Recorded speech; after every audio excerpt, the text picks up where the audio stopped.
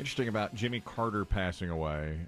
Chris Demm's wife is almost exactly my age. She said that's the first president she can really remember, and I'm the same. Yeah, that makes sense. I remember him running against Ford, so Ford was the president, but just, vague memories. And I did hear, too, and this will kind of make you pause if you're of a certain age, that more than half of Americans, I think, alive now were born after he was president. Jimmy Carter left office. Well, yeah. That's been 45 years. He left in January of 81. 81, so 44 years basically is what it's been. Yeah. And that's right. And so that means that now, as far as ex-presidents go, well, the oldest will be Biden. Biden's 82 and Clinton's 78. So when Biden leaves office and is the ex-president. So here's something interesting. Right now we have 4 living ex-presidents. Trump, Clinton, Obama, and George W. Bush. And when Trump retakes the office, we'll still have 4 living ex-presidents. Biden will take the spot of Trump. But only one from the 20th century. That's right. That's right. That would be Clinton. Mr. Clinton. The others are all from this century. But Clinton is not going to be the oldest. He'll be the second oldest behind. Boy, and I remember very well, of course, when Clinton was sworn in, and he was such a young whippersnapper. Yeah, that was the thing.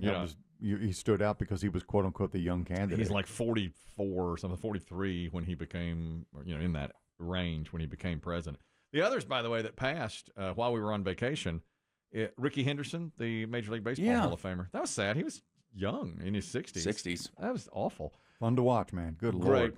I saw someone tell a story about him. Joel Klatt, who does he does college football analysis for Fox. He was on one of the Fox pregame shows, and I was watching, and Rickey Henderson had just died. And apparently, Joel Klatt, he was the quarterback for Colorado, but he also played baseball. So in the minor leagues, he played baseball on the same team as Rickey Henderson. Henderson was down like rehabbing an injury or something. So he's on a minor league team with Rickey Henderson. And he hit in front of Rickey Henderson. Or no, I'm sorry, Rickey Henderson hit in front of him. So Henderson would get on base, and as Klatt was coming up, Henderson would hold up a certain number of fingers to him, like 2 or 3 or 5 fingers. And Klatt said, I didn't know what he was talking about. And he didn't want to ask him because Rickey Henderson was such a huge star.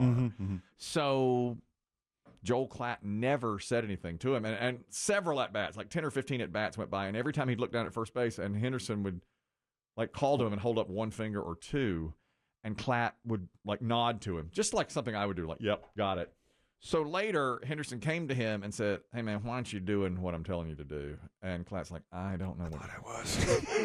I have absolutely no clue. Mr. Henderson, I'm lost. He was telling him how many pitches he wanted him to take so he could steal second base. And Klatt had no idea that was going on. Did everybody else in this? Yeah, everybody knew it. In the stadium know? Yeah, everybody knew. He's stealing on the third pitch. Yeah, so he just hold up 3 fingers. Give me 3 so I can. You figure out the pitcher's move. Exactly. But Klatt had no idea what he was talking about, so he never did. He would swing at the first pitch, and later Henderson would come over and go, how come? Why are you stranded me at first? Again, you're doing it again and again and again. So finally, he's like, oh, nobody told me. Is it true that Rickey Henderson scored more runs than anyone in the history of baseball? All-time runs scorer. Right here in his obituary. Pretty remarkable. That's it's kind of an overlooked stat, but it is remarkable. Stole more, but it makes sense. He was on base all the time, and he was a fast runner. Yeah. I mean, obviously. All-time stolen base leader, Hall of Famer, won 2 World Series, 10-time MLB All-Star. You could argue maybe one of the best leadoff hitters in the history of the game. You could. I mean, he could get on base and then get second. Yeah. That's had been a lost art until now. That's sort of starting to come back with Ohtani. Like football, the running back is back this year. Well, Saquon Barkley could get over 2,000 yards, or he's over 2,000 yards. That's right. And a year ago it's like, well, we don't need running backs anymore. Remember that? Everybody was saying they're gone. Yes, now they're leading their teams. Casey, you're talking about Rickey Henderson. Go ahead. Yeah, I was just scrolling through social media this weekend and came across a funny story. I forget which team he went to, but he, walks or gets a hit and gets on first base, and John Olerud is there. And, he used to wear he had a head injury or something, and he used to wear that hard it was like a batting helmet, but he wore it in the field instead of a cap. Yes. And Rickey says, hey, man, what's up with your helmet there? I played with a guy on the Mets last year that had one of those things, and he was like, Ricky, it's me, John. They were Same on guy. the same team. Yeah. I love that. That is a great story. Yeah, it was that's me. That's so Ricky. Good to see you again, Rick. What a fantastic What story. are the odds? 2 guys wearing batting helmets at first base. Yeah, that's me. Yeah, they traded me too. Thanks, Casey. What a great story. Nikki, you're talking about Rickey Henderson as well. Go ahead. Yeah, Rickey Henderson was the greatest base stealer of all time. I watched him through his whole career. The guy was fabulous. If you put him on first, he scored 90% of the time. Mhm. He had more stolen bases most seasons, just him, than half the other teams, all their players combined. Unreal. They were lucky to steal over 100 bases most of the time. That guy was stealing 120, 130 a year. That's right. Yeah. It's incredible. It's staggering. And he was the first person, I think, when he broke, was it the single season record or maybe the all-time record? I can't remember which one. But he ripped the base out. Right out of the ground. Right out of the infield. I remember the same thing. And held it over his head. I think it was the. He was the first person I ever saw do that. I think it was. And I thought, I didn't think you could pull the base. That's what I thought. He did that, and I think he stole third base. I think it was third base. I mean, he just yanked it. Yeah, and it was the all-time. That was his all-time record, I believe. And he just took it out of the ground and held it up over his head. And my first thought was, I did not know those came out of the ground. Yeah. I remember They were when he always did sort that. of Yeah. clamped in Well, when we played. yeah, they didn't move. I mean, how do you rip it out I of don't the think you're supposed to be able to do that. And they had to play the rest of the game with no third base. They had to put like a glove out there. They didn't have backups. No, how would they do that? That's like they used to like run to the pecan tree. That's what we used to do in Yes. my backyard. Manhole cover. Yeah, exactly. Run to the manhole cover. That's third base now. Yeah, he did that. That was an incredible thing. This is from Canada. Apparently, every year in Canada, if you call 911 and abuse the system, they will out you for doing that and play your 911 call and put it out there for everybody to hear. Ouch. But interestingly, they take out the voice of the caller. They just leave in the 911. So it's number. passive-aggressive shaming? Yes, which I love. Very polite shaming. Yes, it's my favorite thing. Canadians are known, of course, for being very polite. Mhm. So, yes, and they've revealed those now that we are into the new year. And here are some of the worst of the misuses of 911. Sir, you're calling about what? You want to remove wasps from your house?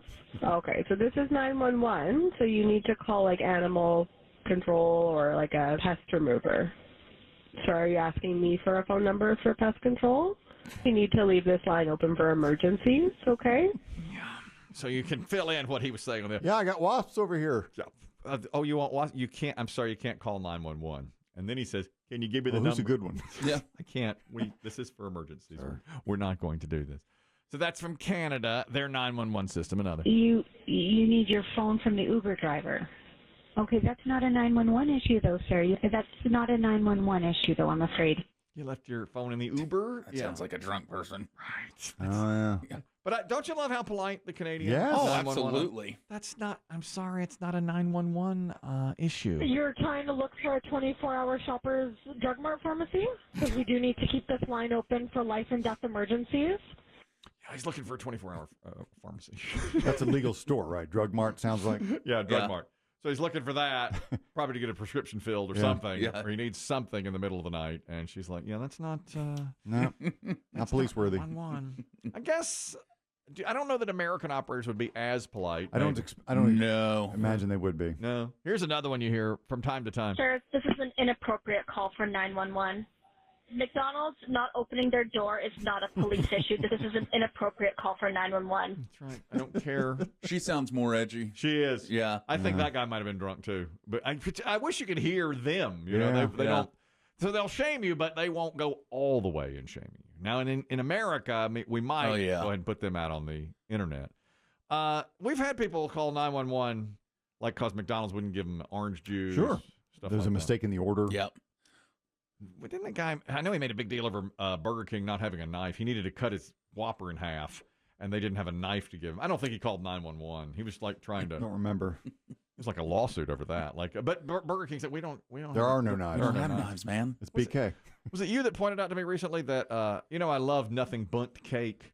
I thought it was a little local mom and pop. For That's right. For a long time.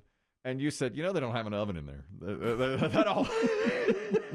They literally just get them shipped in. They do. There's no. It's a tiny little storefront, you know. And for my wife's birthday a couple of months ago, I got a nothing bundt cake, delicious, and let me just run to the back and see if the bakers are done with it. I was like, yeah, somebody told me, you know, there's no oven in the nothing bundt cake. It just comes from some giant oven somewhere else. He just finished putting on the ice.